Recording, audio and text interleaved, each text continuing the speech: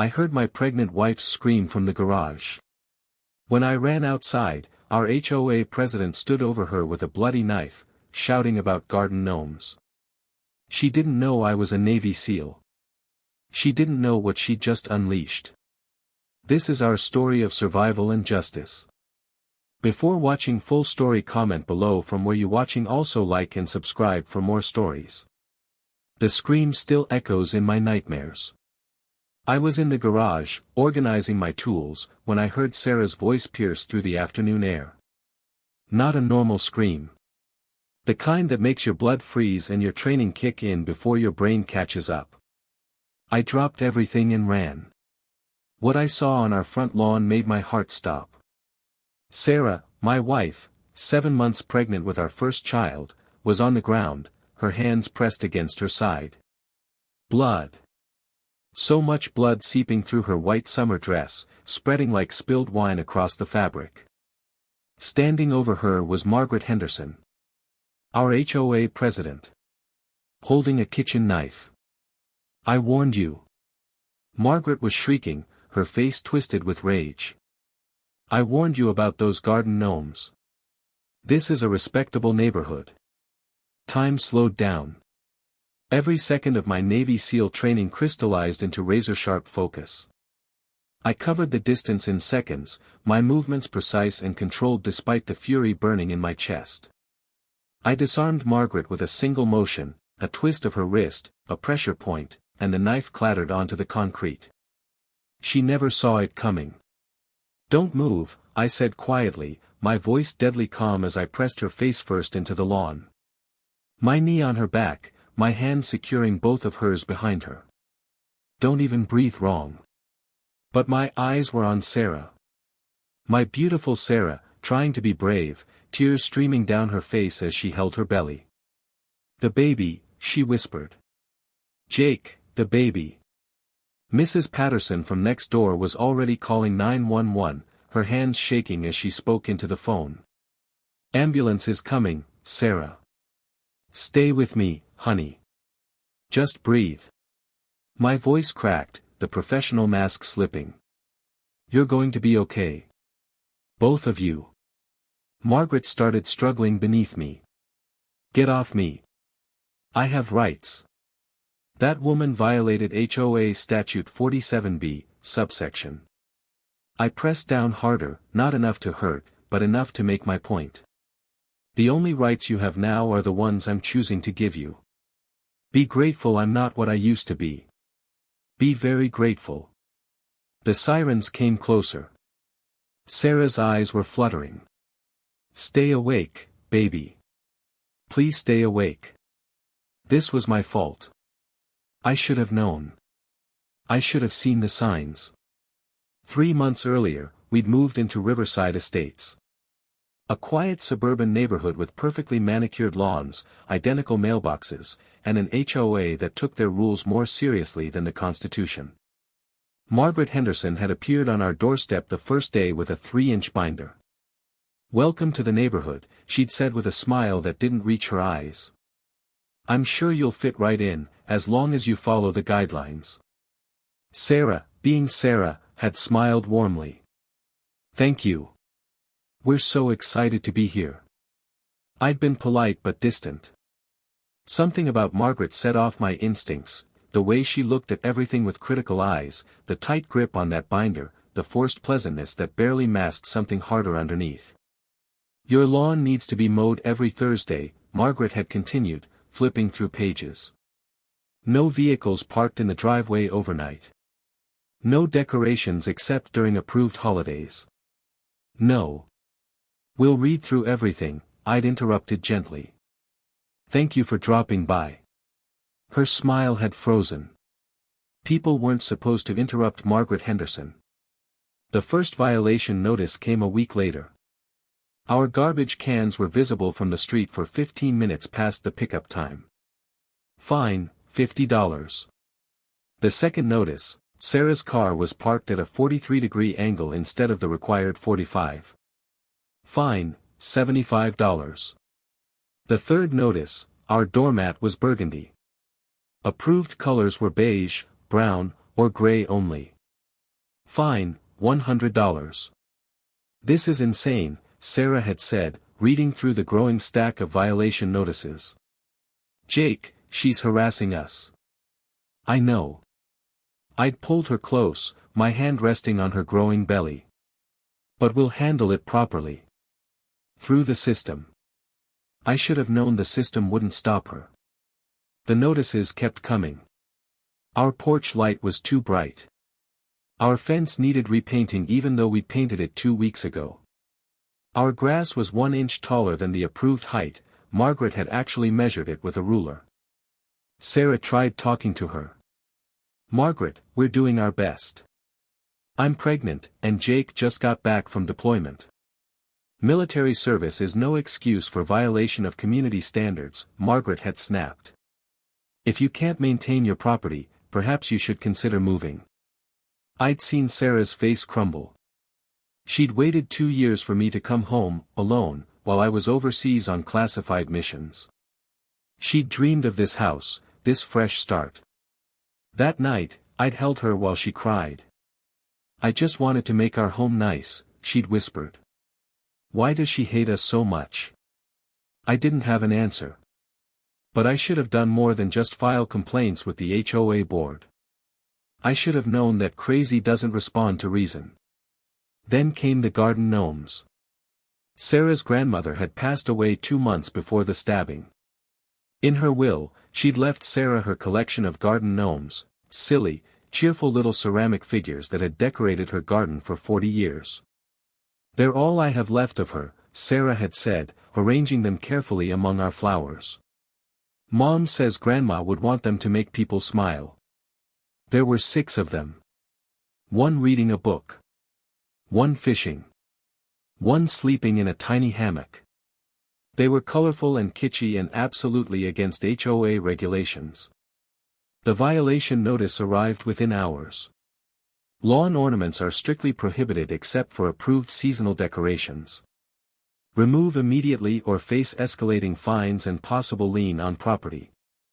Sarah had looked at the notice, then at the gnomes, then at me with tears in her eyes. They were her favorites. She'd talk to them every morning. Then they stay, I'd said firmly. Let Margaret do her worst. We'll fight this. We'd fought it. Letters to the HOA board. Requests for exceptions. I'd even offered to move them to the backyard, out of sight from the street. Margaret had refused everything. The fines escalated. $500. 1,000. Threats of legal action. Other neighbors started leaving us supportive notes. The Pattersons brought us cookies and told us they'd hated Margaret for years. The Johnsons said they were rooting for us. Even quiet Mr. Chen from the corner house gave us a thumbs up when he walked by. But Margaret was relentless. She started coming by daily, taking photos, writing notes. She'd stand on the sidewalk and glare at our house like we'd personally insulted her. She's escalating, I'd told Sarah. My instincts are telling me she's becoming unstable. Maybe we should remove them, just temporarily. No. Sarah's voice was firm. I'm tired of bullies, Jake. You fight for our country. I'm going to fight for our home. God, I was proud of her. And terrified for her. I should have trusted my instincts. The day it happened, I'd been home for exactly 3 hours. I'd just finished a training exercise at the base and was looking forward to a quiet weekend with Sarah.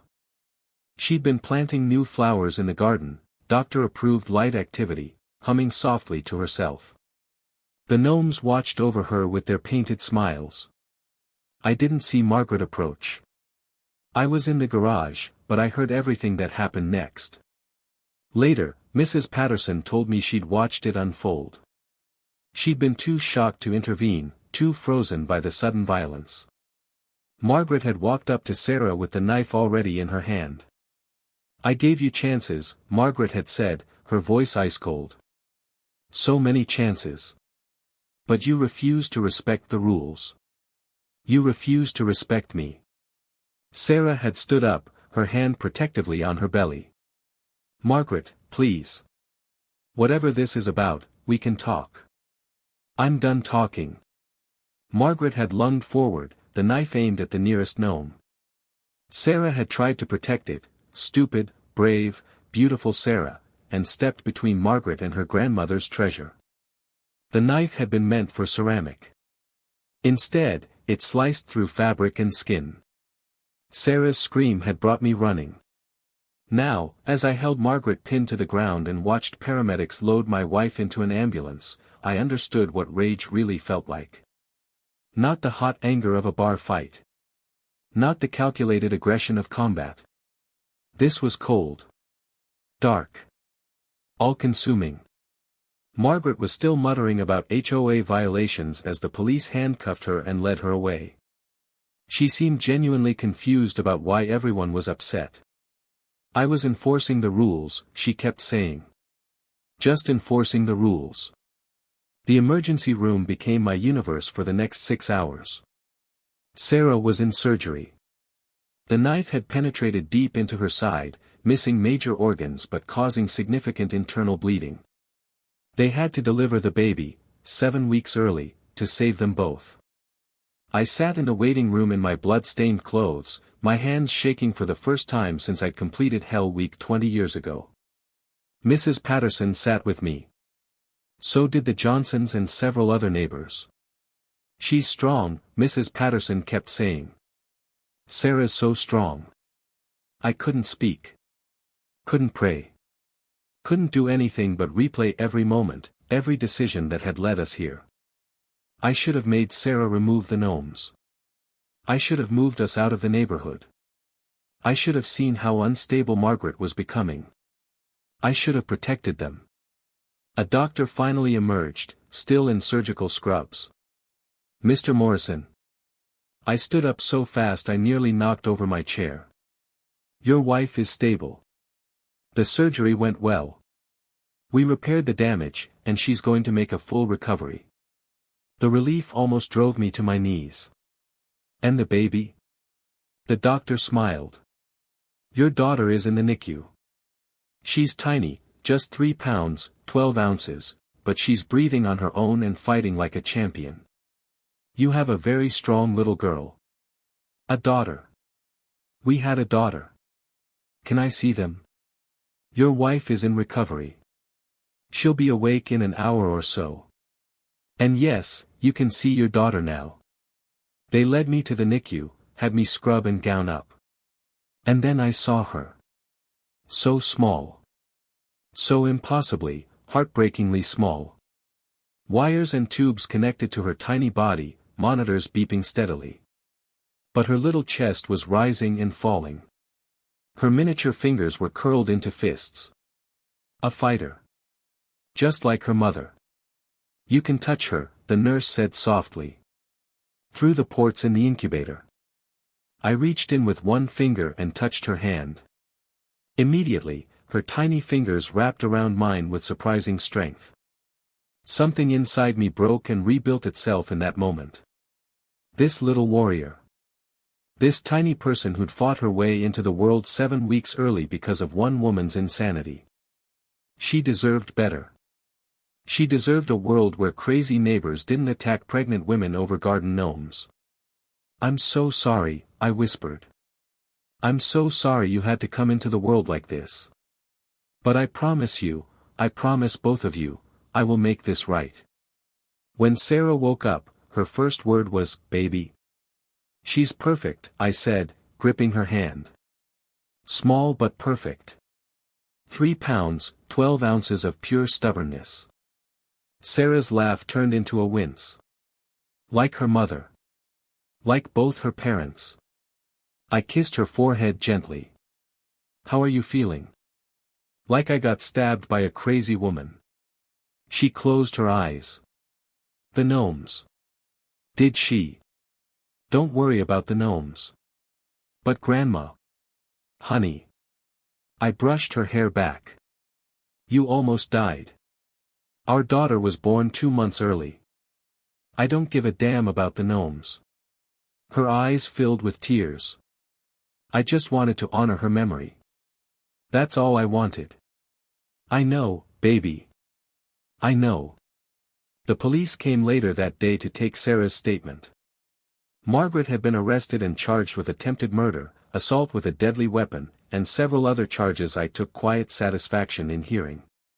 The district attorney says it's an open and shut case, the detective told us. We have multiple witnesses, the weapon, clear motive. She's not getting out of this. Good, I said flatly. But criminal charges weren't enough. Not for what she'd done to my family.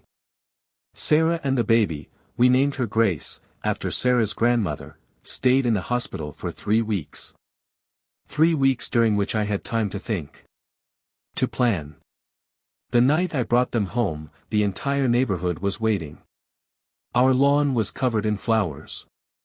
Real ones, planted by dozens of hands. The Pattersons had organized the whole thing. We're so sorry, Mrs. Patterson said, tears in her eyes. We should have stood up to her years ago. We were all so scared of the fines, of the conflict. But we should have protected you. Mr. Johnson stepped forward. We filed a class action lawsuit against the HOA. Margaret abused her power for years, and we're all done with it. The board has been dissolved. We're starting fresh. And these, Mr. Chin added, gesturing to our lawn, are for Grace. Every neighbor contributed. We figured she should come home to something beautiful. In the center of all those flowers, carefully restored and cleaned, were Grandma Grace's 6 gnomes. Smiling their eternal smiles. I had to turn away so they wouldn't see me cry. Margaret Henderson's trial was swift. Her lawyer tried to argue diminished capacity, temporary insanity, stress-induced psychosis. The jury didn't buy it. I sat in that courtroom every single day, holding Sarah's hand while Grace slept in her carrier between us. I wanted Margaret to see us. To see what she tried to destroy. The testimonies from neighbors painted a picture of years of harassment. The Pattersons talked about the time Margaret had their dog taken away because it barked once. The Johnsons described being fined thousands of dollars for planting the wrong color roses. A young couple testified about Margaret blocking the sale of their house because of a minor paint chip. Pattern of behavior. Escalating obsession. Dangerous instability. When it was Sarah's turn to testify, I felt her hand tremble in mine. Tell the jury what happened that day, the prosecutor said gently. Sarah's voice was soft but steady. I was planting flowers. Margaret walked up with a knife. She said she'd given us chances, that we disrespected her. I tried to talk to her, but she was so angry. When she lunged at the garden gnomes, I reacted. I tried to protect them.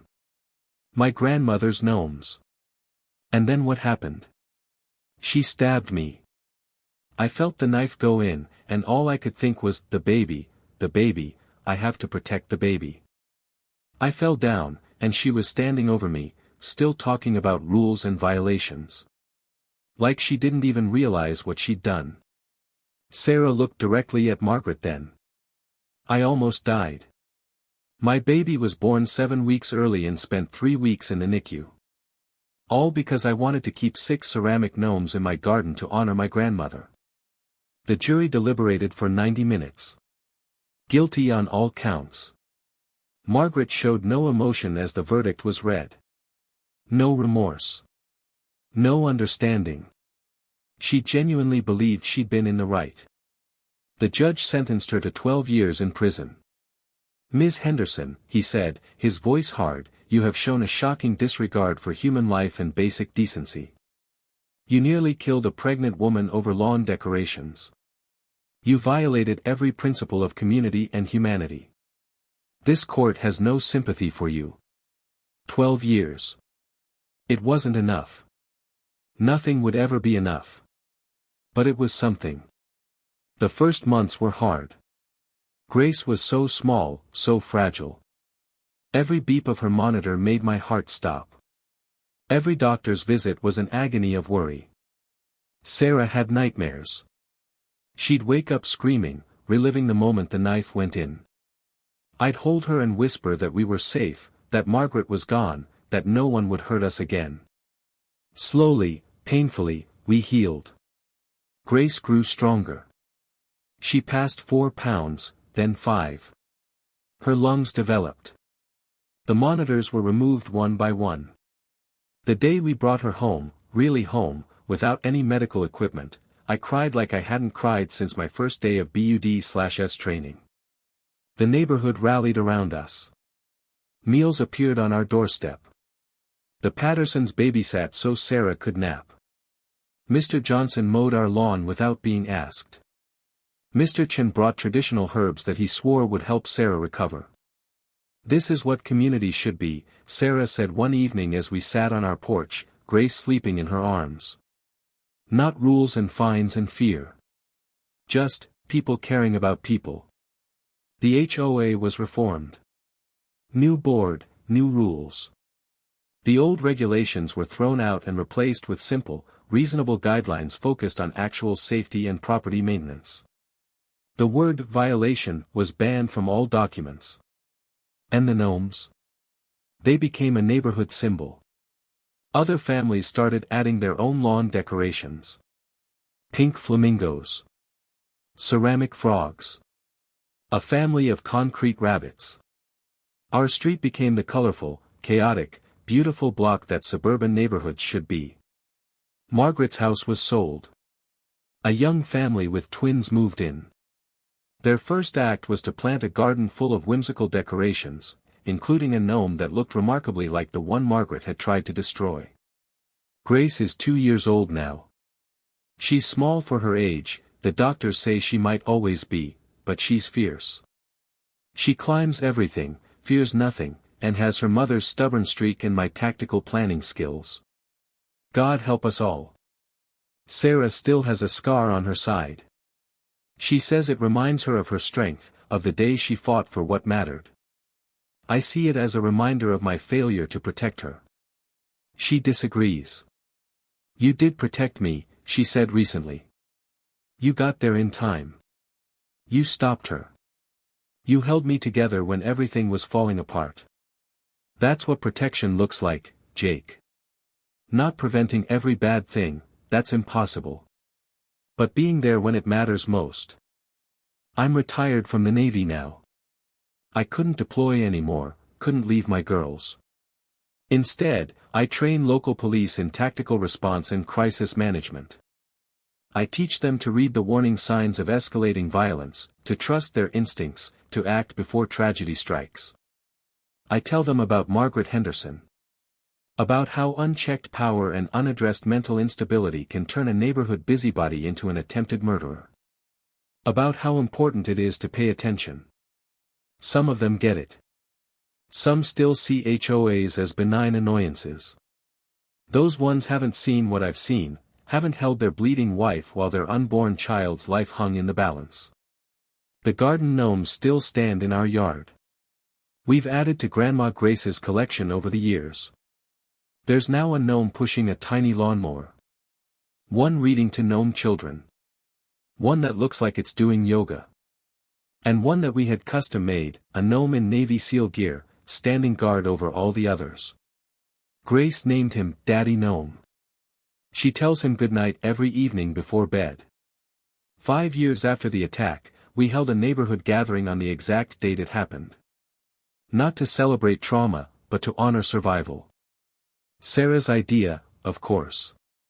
My wife had a way of turning darkness into light that I'd never fully understand. We could have moved away, she said as we set up tables in our backyard. We could have let that day define us with fear. But this neighborhood saved us, Jake. These people became our family. We need to acknowledge that. Grace, now 5 years old, helped arrange flowers on each table. She moved with careful precision, her small hands placing each stem exactly where it belonged. The doctors had warned she might have developmental delays from her premature birth. Instead, she was reading at a second-grade level and had a memory that occasionally terrified me. "Mommy, why are we having a party?" she asked, adjusting a daisy for the 3rd time. Sarah knelt down, eye level with our daughter. Because 5 years ago, something scary happened. But a lot of people helped us through it. This is our way of saying thank you. Was it when the mean lady hurt you? My hand stopped mid-motion, a plate frozen halfway to the table. We'd been careful about what we told Grace, trying to balance honesty with age appropriateness. Sarah didn't flinch. Yes, sweetheart. When the mean lady hurt me. Is she still mean? I don't know. I hope she's learned to be kinder. Grace considered this with the seriousness only a 5-year-old could muster. Daddy says she's in timeout. I couldn't help but smile. A very long timeout. Will she say sorry when she comes back? Sarah and I exchanged glances. We both knew Margaret would never apologize, never see what she'd done wrong. Maybe, Sarah said softly. But sometimes, Grace, we have to heal even when people don't say sorry. We can't wait for them to change before we move forward. Grace nodded like she understood, then ran off to add more flowers to her arrangements. She's going to be asking harder questions soon, I said quietly. I know. Sarah leaned against me. But we'll handle it together. Like everything else. The neighbors started arriving around 3. The Pattersons brought their famous potato salad. The Johnsons came with their 3 kids and enough desserts to feed an army. Mr. Chin arrived with his wife and grandchildren, carrying traditional dishes and paper lanterns. But it was the newest families, the ones who'd moved in after Margaret was gone, who touched me most. They'd heard the story, knew what happened here, and chose to come anyway. Chose to be part of our community. We wanted you to know, said Marcus, who'd moved in 2 years ago with his husband David, that what you did matters. Standing up to tyranny, even neighborhood-level tyranny, it matters. You made this a place where we feel safe being ourselves. David nodded. Our last neighborhood had an HOA president who made our lives hell because of who we are.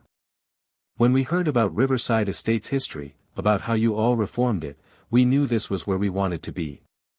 I shook their hands, unable to speak past the lump in my throat. As the sun began setting, casting golden light across our gathering, Sarah stood up to address everyone. 5 years ago, she began, her voice carrying across the now silent yard, I almost lost everything. My life, my daughter, my sense of safety in my own home. One person's hatred and obsession nearly destroyed our family. Grace climbed into my lap, sensing the weight of the moment. But what I gained, Sarah continued, tears streaming down her face, was immeasurable. I gained neighbors who became family. I gained strength I didn't know I had. I gained a daughter who fights every single day just by existing. And I gained absolute certainty about what matters in life. She gestured to the gnomes still standing guard in our garden. My grandmother collected those for 40 years. People thought they were silly, tacky, worthless. But to her, they represented joy. Simple, uncomplicated joy. The right to make your space your own. The freedom to honor what you love without fear. Mrs. Patterson was openly crying now. So was I. Someone tried to take that from us with violence. But look around. Sarah's smile was radiant despite her tears. Look at what happened instead. We didn't just survive. We built something beautiful. A community based on kindness, not rules. On acceptance, not judgment. On love, not fear. She raised her glass. To second chances. To healing. To choosing light over darkness. And to every single person here who showed us that home isn't just a place, it's people. To home, everyone echoed. Grace whispered to me, Daddy, why is everyone crying? Because sometimes, I said, kissing her forehead, happy and sad get mixed together. And that's okay. 3 months after the anniversary gathering, I received a call from Margaret's lawyer. Ms. Henderson would like to arrange a meeting with you and your wife. A face-to-face conversation. Absolutely not, I said immediately. Mr. Morrison, please hear me out. Margaret has been in intensive therapy. She's been diagnosed with several mental health conditions that were previously untreated. She's not asking for forgiveness or leniency. She wants to take accountability. Face to face. The answer is still no. But that night, lying in bed, Sarah surprised me. Maybe we should go, she said quietly. I sat up. You can't be serious. I've been thinking about it since the anniversary. About what I said about healing even when people don't apologize. Jake, what if she really has changed? What if she really does understand now? And what if she hasn't? What if this is just manipulation? Then we walk away. But she touched the scar on her side, barely visible in the moonlight. I carry this every day. I see it every morning. And I realized something, I'm not carrying it for her anymore. I'm carrying it for me. As proof that I survived. But I want to know if she finally understands what she did. I need to know. I took her hand. If we do this, I'm calling in backup. Former teammates. People who will be there as security. I wouldn't expect anything less. 2 weeks later, we sat in a supervised meeting room at the prison. 2 of my former SEAL teammates, Marcus and Chen, were positioned outside. Sarah sat beside me, her hand in mine, steady as steel. Margaret was brought in wearing prison orange, her hair now completely gray, her face lined with age and something else, exhaustion, maybe. Or shame. She sat down slowly, keeping her hands visible on the table. The lawyer had been clear, no physical contact, no sudden movements. For a long moment, nobody spoke. Finally, Margaret broke the silence. Thank you for coming. I know you didn't have to. Her voice was different. Quieter. The sharp edge was gone. I've spent 5 years in therapy, she continued, staring at her hands. I've been diagnosed with obsessive-compulsive personality disorder, narcissistic personality disorder, and severe anxiety that manifested as a need for control. None of that excuses what I did. Nothing excuses it. But it helps explain the why. Sarah's grip on my hand tightened, but her voice was calm. Go on. I was spiraling for years before you moved in. Every little thing that was out of place felt like a personal attack. Every violation of the rules felt like chaos I had to fight against. I know now that I was sick. Really sick. But I didn't see it then. I just saw threats everywhere. Margaret finally looked up, meeting Sarah's eyes. When you refused to remove those gnomes, something in me broke. It wasn't about the gnomes. It was never about the gnomes. It was about control. About my desperate need to force the world to make sense according to my rules. And when you wouldn't comply, when you stood up to me, I snapped. Tears were running down her face now. Real tears, not the manufactured kind I'd seen during her trial. I stabbed you. I stabbed a pregnant woman over garden decorations. I nearly killed your daughter. I destroyed your sense of safety. I did that. And I remember every second of it, and it haunts me every single day. She turned to me. And you, Mr. Morrison. You could have killed me that day. You had every right, every ability. But you didn't. You restrained me. You called for help. You did everything right while I did everything wrong. I couldn't speak. Didn't trust myself to. I'm not asking for forgiveness, Margaret said, her voice breaking. I don't deserve it. I'll spend the rest of my life knowing what I did, what I took from you. But I needed you to know that I understand now. I see it. I see what a monster I became, how my untreated illness turned me into something dangerous. Sarah was crying now too. Why? She whispered. Why did you hate us so much? I didn't hate you. That's the worst part. I didn't even see you as people. Just as problems to solve, violations to fix. I dehumanized you so completely that stabbing you felt logical in that moment. And now I have to live with the fact that I became exactly the kind of person I once would have been terrified of. The silence that followed was heavy. Finally, Sarah spoke. I hope you find peace, Margaret. Real peace. The kind that comes from genuine change, not just remorse. Because carrying this kind of guilt will destroy you if you let it. Margaret nodded, wiping her eyes. I hope your daughter knows how lucky she is. To have parents who survived this and still chose kindness. Who didn't let what I did turn them into something bitter. She knows she's loved, I said, speaking for the first time. That's what matters. As we stood to leave, Margaret said one last thing. The gnomes. Are they still there? Sarah smiled through her tears. Yes. All 6 of them. Still standing. Good. That's good. The drive home was quiet. Sarah stared out the window, processing. Do you think she meant it? She finally asked. Yeah, I said. I do. I've seen a lot of people in my life, good ones, bad ones, broken ones. That was genuine. Does it change anything? I thought about it. It doesn't undo what happened. Doesn't erase your scar or give Grace back those weeks in the NICU. But maybe it means something that she finally understands. Maybe that's its own kind of justice.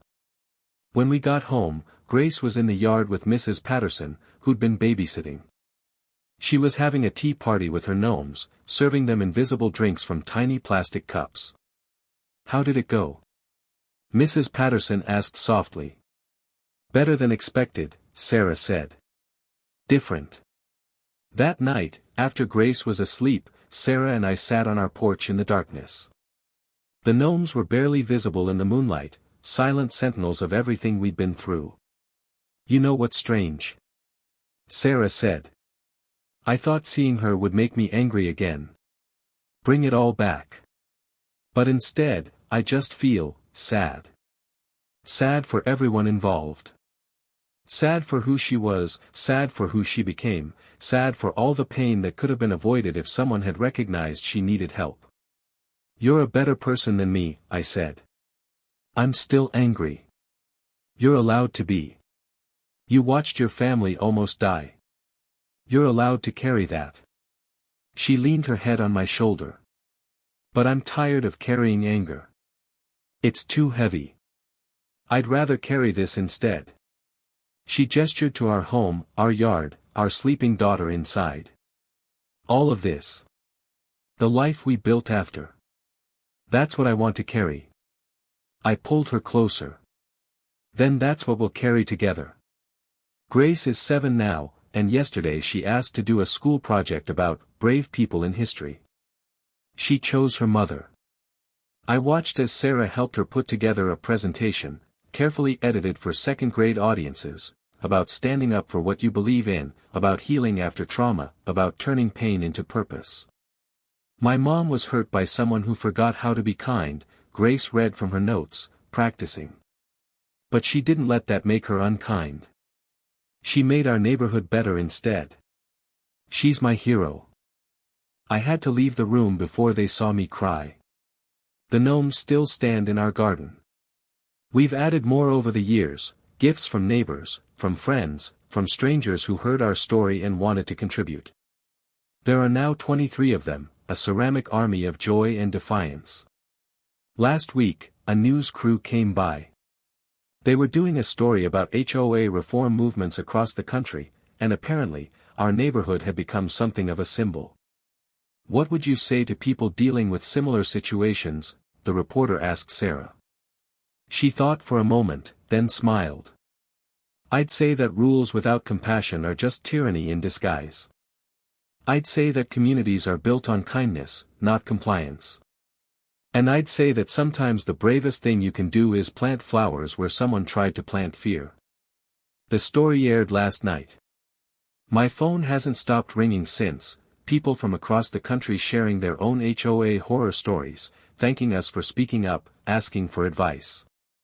We've become accidental activists for common sense governance and mental health awareness. Sarah started a blog. I consult with communities trying to reform their own HOAs. Together, we've helped draft model legislation for several states.